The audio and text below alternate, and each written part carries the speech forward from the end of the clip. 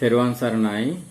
බෞද්ධ ජනතාව වෙත සිදු කරන ප්‍රකාශය මේ වර්තමානයේ මේ කාලයේ ලෝක මට්ටමේ දැවැන්ත පුද්ගලයන් විසින් භික්ෂුන් වහන්සේ සහ බෞද්ධ සංස්කෘතිය ඉලක්ක කරගෙන සිදු කරන මඩගැසීම්, බිඳවීම්, අභ්‍යන්තරයෙන් විනාශ කිරීම කියන මේ කාරණා වෙනුවෙන් මගේ අදහස් දැක්වීමක් සිද්ධ කරන්න අවශ්‍යයි කියලා මම කල්පනා කළා. මාධ්‍ය කියලා කියන්නේ ලෝකේ භාවිතා වෙන්නේ ජනතාව රැවටීම සඳහා. ලෝකයේ තියෙන ප්‍රසිද්ධ මාධ්‍ය ගත්තොත් BBC වේවා, CNN වේවා, අල් ජසීරා මේ වගේ මාධ්‍ය ගත්තත් මේව පාවිච්චි කරන්නේ ලෝකයේ දැවැන්ත ආයතනවල දැවැන්ත පුද්ගලයින්ගේ අරමුණු සඳහා. එහෙම නැත්නම් මේක ලෝකයට සත්‍ය ප්‍රකාශ කිරීමට තියෙන එකක් නෙවෙයි. සමාජ මාධ්‍ය ගත්තත් එහෙමයි.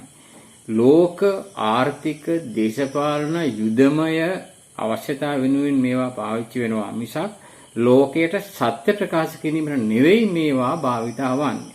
ඉතින් ඒ නිසා ලෝකයේ සංස්කෘතීන් ආර්ථිකයන් රාජ්‍යයන් බිඳවැට්ටිය වීමට සිදු කරන ප්‍රධාන උපකරණයක් තමයි මාධ්‍ය කියලා කියන්නේ.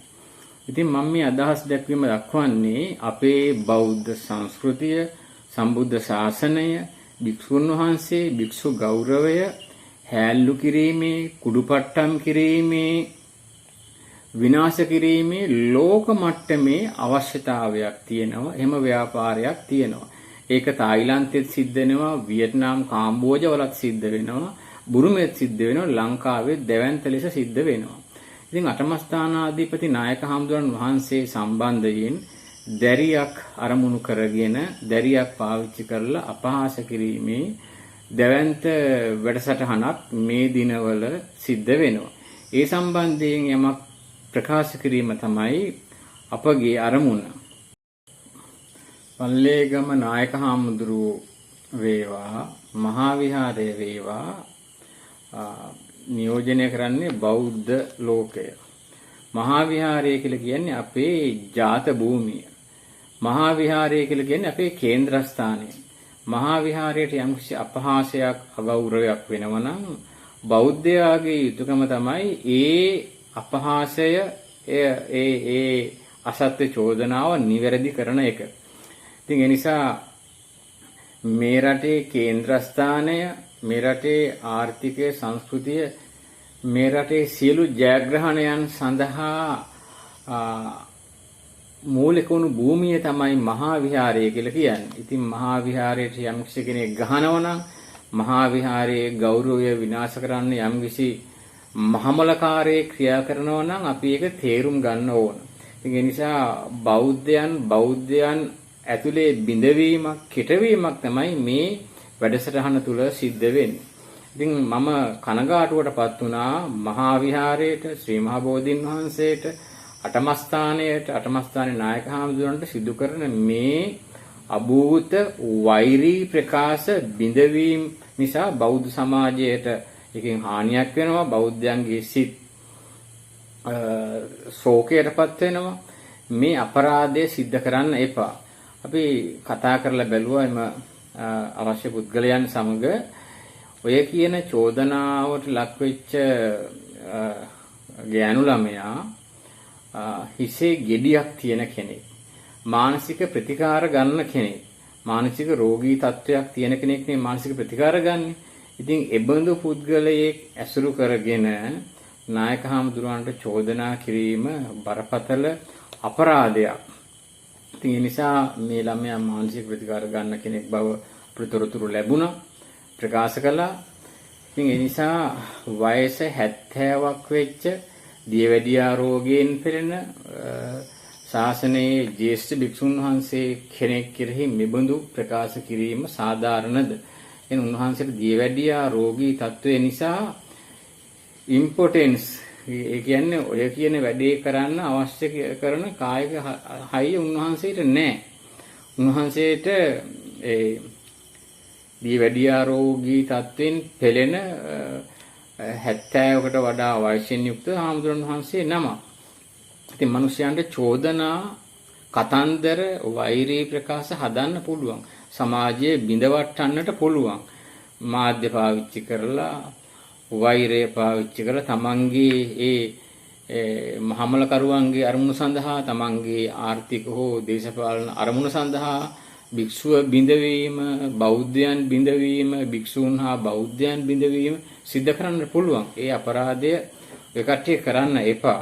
අපි අන්‍යාගමිකයින්ට චෝදනා කරන්නේ, බිඳවන්න යන්නේ, පූජකයන්ට චෝදනා කරන්නේ, අන්‍යාගමිකයින්ට හිංසා කරන්නේ නැහැ. ඉතින් ඒ අය වෙස්මුහුණු දාගෙන බෞද්ධයන්ට පහර දෙනවා. ඉතින් ඒක තේරුම් ගන්න, මේකේ මහමොල කරු ඉන්නවා. මහමොල කරුවන්ගේ සංවිධානයක් තියෙනවා. ඒ සංවිධාන වලින් තමයි මේ බෞද්ධයන්ට පහර දෙන්නේ කියන එක බෞද්ධ ජනතාව දැනගන්න ඕන. භික්ෂූන්ට අපහාස, අගෞරව, හිංසා එහෙම සිද්ධ කරන්න එපා. ඉතින් මීට වසර කීපයකට ඉස්සෙල්ලා අපේ කොළඹ විශ්වවිද්‍යාලයේ හාමුදුරු නමකට චෝදනාවක් කළා ළමෙක් දූෂණය කරා කියලා, පිරිමි ළමෙක් වයස 7. ඉතින් මේ හාමුදුරුවෝ මහාචාර්ය කෙනෙක්. උන්වහන්සේ අවුරුදු 12ක් බන්ධනාගාර බස් එකෙන් උසාවියට එනවා, බන්ධනාගාරට යනවා, මෙහෙම ජීවිතයක් ගත කළා. අවුරුදු 12කට පස්සේ තමයි තීරණය වුණේ මේ ළමයාට එහෙම අපයෝජනයක්, දූෂණයක් සිද්ධ වෙලා නැහැ කියලා. ඒ චෝදනාව කරන්න හේතුව තමයි හාමුදුරුවන්ගේ රියදුරා හාමුදුරුවන්ගෙන් ලක්ෂ 5ක් ඉල්ලුවා. ලක්ෂ 5 දුන්නේ නැති නිසා චෝදනාවක් කළා. පුතාව පන්සලේ හිටිය අවුරුදු 7 පුතා දූෂණය කරා කියලා. අවුරුදු 7ක් හිරේ හිටිය, නඩුව හැවුවා. අන්තිමේදී හාමුදුරුවෝ එකකින් අපවත් වෙලත් ගියා, මැරිලත් ගියා. මේ කරපු චිත්ත පීඩාව ඒව හොදන්න පුළුවන්ද? ඉතින් ඒව බලවත් අපරාධ. ඒ විතරක් නෙවෙයි, තව සිදුවීමක් වුණා. සඳරේකා කියලා ගෑනු ළමයි. සඳරේකා කියලා කියන්නේ පොලිස් අධිකාරී නිවසක වැඩ කළ පවුලක ළමෙක්. ඉතින් මේ ළමයට අවුරුදු 7-8 වගේ වයසේදී ළමයා දූෂණය වෙනවා.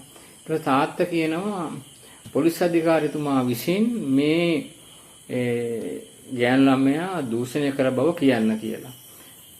ආච්චි දකිනවා තමන්ගේ පුතා අතින් මේ මිනිපිරිය දූෂණය වෙනවා. ආච්චිත් සංගවාගෙන හිටියා. තාත්තා මෙසේ ප්‍රකාශ කරා. අන්තිමේදී පොලිස් අධිකාරිවරයා මේ චෝදනාව නිසා මානසික වැටලා ලෙඩ වුණා. ලෙඩ වෙලා මරණයටපත් වුණා. පොලිස් අධිකාරිවරයා පුතාලගෙන් ඇහුවා, තමන්ගේ පුතාලගෙන් ඇහුවා, මම මේ ළමයා දූෂණය කරා කියලා ඔය කට්ටිය පිළිගන්නවද කියලා. ඔහොම වෙලා මේ තාත්තා මරණයටපත් වුණා. මැරිලා අවුරුදු 9කට පස්සේ තමයි මේ සඳරේකා කියන ගෑනු ළමයා ප්‍රකාශ කළේ මාව දූෂණය කළේ පොලිස් අධිකාරිතුමා නෙවෙයි, මගේ තාත්තා කියනක මේ ගෑනු ළමයා ප්‍රකාශ කළා. රත්නපුරේ අන්‍යාගමික පාසලක විදුහල්පතිවරයෙක් හිටියා. එතුමා බෞද්ධ. එයා පාලන අධිකාරියට අවශ්‍ය වුණා මෙතුමා ඉවත් කරන්න. මොකද්ද කරපු චෝදනාව? ඉස්කෝලේ ගෑනු ළමෙක් දූෂණය කළා, අපයෝජනය කළා කියන කතාව. ඉතින් මෙයා රිමන් කළා, බන්ධනාගාරේ හිටියා. අවුරුදු ගාණක් ගිහිල්ලා තමයි තීරණය දුන්නේ මේ විදුහල්පතිතුමා අතින් මේ ළමයා හැම දූෂණයක් වෙලා නැහැ කියලා. ඊට පස්සේ විදුහල්පතිතුමා අවුරුදු ගාණක් ගිහිල්ලා අපකීර්තියටපත් වෙලා පත්‍රවල ගිහිල්ලා ඔක්කොම වුණාට පස්සේදී ඒ චිත්ත පීඩාවත් එක්ක එතුමා ඒ තනතුර යලිත් බාරගත්තේ නැහැ. කතරගම සහ මහනුවර සිදුවීම් දෙකක් තියෙනවා. ඔබට මේ පෙන්වන්න පුළුවන් 2009 අන්‍යාගම වලට හරවා ගැනීමේ කොමිෂන් සභාව වාර්තාවේ මෙබඳු උදාහරණ 100 ගාණක් තියෙනවා. කතරගම සිද්ධිය සහ මහනුවර සිද්ධිය තමයි ඒ පාසලේ උගන්වපු භික්ෂුන් වහන්සේලා දෙනම. මේ භික්ෂුන් වහන්සේලා දෙනම කතරගම සහ නුවර භික්ෂුන් වහන්සේ ඒ ගෑනු ළමයෙක් එක්ක සම්බන්ධයක් තිබුණා. ගෑනු ළමයා අපයෝජනය කරා කියන කතාව. හාමුදුරුවෝ අත්අඩංගුවට ගත්තා, රිමන් කළා. මාස ගාණක්, අවුරුදු ගාණක් ගියා. එහෙම ගිහිල්ලා තමයි තීරණය වුණේ හාමුදුරුවෝ අතින් මෙහෙම දෙයක් උනේ නැහැ කියලා. ඒකට හාමුදුරුවෝ සිවුරු ඇරලත් ඉවරයි. ඉතින් භික්ෂුන් වහන්සේලාට මුහුණ දෙන්න වෙන්නේ මෙන්න මේ වගේ ඉරණම් වලට. මොරටුවේ ඔය ප්‍රේම් ළමා නිවාසය කියලා එකක් තියෙනවා.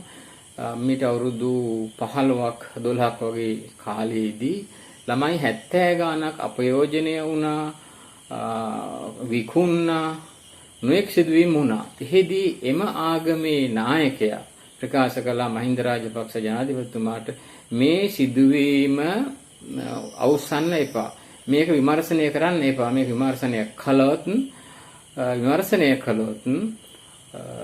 අපි ඔකට්ටියගේ රජයේ කිසිම රැස්වීමකට උත්සවයකට සහභාගී වෙන්නේ නැහැ කියලා. ඉතින් එතුමා ඒ ළමයි 70 ගාණක් අපයෝජනය කරපු සිදුවීම යටපත් කළා. ඉතින් එයාලා එහෙම තමයි එයාලගේ ආරක්ෂාව වෙනුවෙන්, ගෞරවය වෙනුවෙන්, කීර්තිය වෙනුවෙන් වැඩ කරේ. අපි ඒවට නඩු දාන්න ගියේ නැහැ.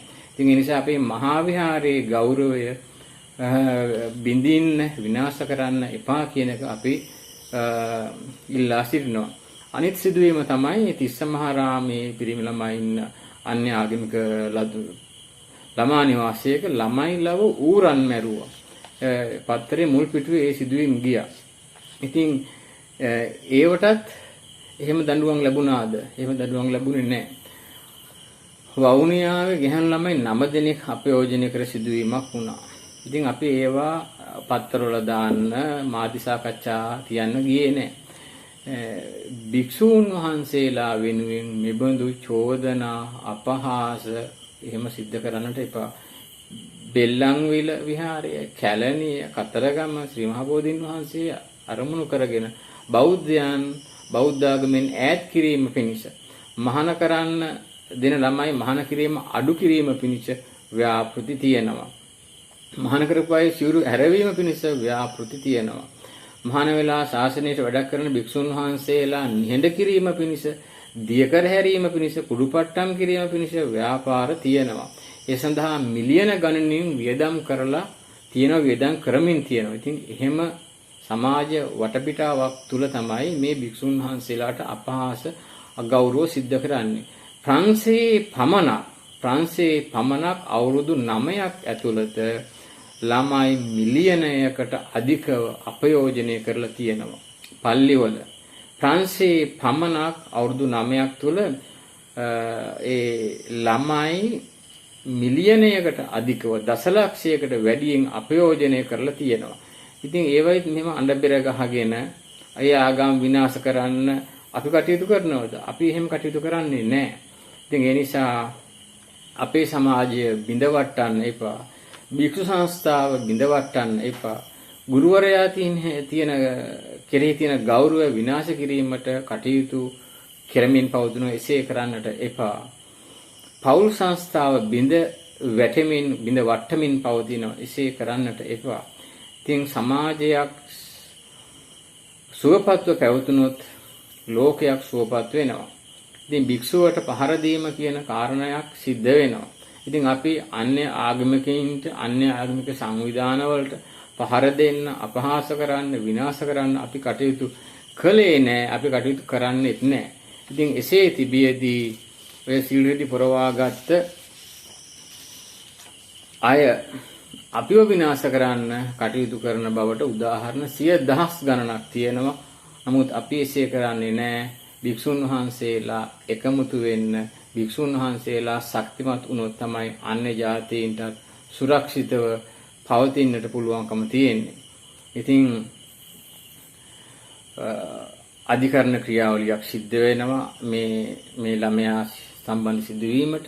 ඉතින් අධිකරණයේ තීන්දුව දෙන්න ඉස්සෙල්ලා වෛරයෙන් යුක්තව භික්ෂූන්ට වඳින්න එපා, මුන්ට කන්න දීලා කාලා තෙල ඔකුන්ට කන්න දෙන්න එපා, ඔතෙන් වලට යන්න එපා. ඒ වගේ වෛරී ප්‍රකාශ සිද්ධ කරනවා. මේවා පිළිගන්න පිරිසුත් හැදෙනවා.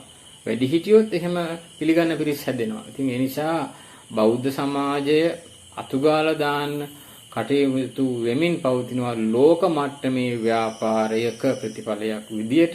ඉතින් එසේ නොකරත්වා කියලා අපි ඉල්ලා සිටිනවා. ඔය මහාමලකාරයෝ තමයි මේ ව්‍යාපාරයේ පිටිපස්සේ ඉන්නේ. මහාමලකාරයෝ උන්ගේ කණ්ඩායම, ඔවුන්ගේ වංශය ඉරානයේ පමණක් ළමයි 4ක් මැරෙන්න හැරියා. බෙහෙත් ආහාර ළමයින්ට ලැබෙන්න සලස්වන්නේ නැතුව 4කට වඩා මැරුණා. පලස්තීනයේ පමණක් මේ පහුගිය දවස්වල ළමයි 25000ක් මැරිලා තියෙනවා. පලස්තීනයේ දැන් දරුවෝ ඉන්නවා මේ ඇවිදින ඇටසැකිලි මෘත ශරීර ඒ தത്വෙට තමයි මහමල කරුවන්ගේ සමාජය ලෝකයට සලකලා තියෙන්නේ. ඉතින් ඔය පලස්තීන කියන රටේ දරුවන් සොසේජස් සඳහා පාවිච්චි කරලා තියෙනවා. දරුවන්ගේ මස් සොසේජස් සඳහා පාවිච්චි කරලා තියෙනවා. කවුද කරේ කියලා අපි කියන්න ඕනේ නෑ.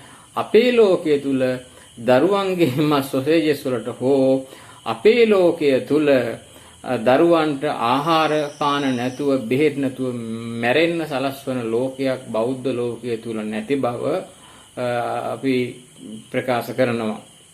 ඉතින් අපි ඔයගොල්ලන්ට ගැහුවෙත් නෑ ගහන්නෙත් නෑ මහා විහාරයට ගහන්න එපා භික්ෂුවට ගහන්න එපා බෞද්ධ ආගම අපේ සාරධර්ම විනාශ කිරීමට කටයුතු කරන්නට එපා කුමන්ත්‍රණ තියෙනවා කුමන්ත්‍රණකාරයෝ හඳුන්වා දුන්නොත් ඒ හඳුන්වා දීම අපගේ විනාශයට හේතුවක් වෙනවා මහා විහාරය රකින්න හාමුදුරන් වහන්සේලා කෙරෙහි වෛරයෙන් පසුවන්නට එපා අතිගරු ජනාධිපතිතුමාගේ අවධානය යොමු කරලා අතිගරු ජනාධිපති අනුර කුමාර මැතිතුමාගේ අවධානය යොමු කරලා මේ බලවත් අකටයුත්ත निराකරණය කිරීමට එතුමාට ශක්තිය ලැබේවා කියලා අපි ආශිර්වාද කරනවා. පොලිස්පතිතුමාටත් අපි ආශිර්වාද කරනවා. මේ අටමස්ථානයේ අපේ නායක හඳුනන වහන්සේ කෙරෙහි වෛරයෙන් යුක්තව යටි අරමුණු ඇතුව උන්වහන්සේ විනාශ කිරීමට අටමස්ථානයට අගෞරව කිරීමට බෞද්ධ ලෝකයට අපහාස කිරීමට බෞද්ධයා බිඳවීමට යම් යම් නොපෙනෙන බලවේග ක්‍රියා කරනවා ඒවයින් උන්වහන්සේ රැකලා දෙන්න බෞද්ධ ශාසනය රැකලා දෙන්න මහා විහාරය රැකලා දෙන්න බෞද්ධයන්ගේ ගෞරවය ආරක්ෂා කරලා දෙන්න නොපෙනෙන පාපී බලවේග වලින් බෞද්ධ ලෝකය සුරක්ෂිත කරලා දෙන්න කියලා අතිගරු ජනාධිපතිතුමාගෙන් අපි ඉල්ලා සිටිනවා. අතිගරු ජනාධිපතිතුමාට දිගාසිරි සැලසේවා.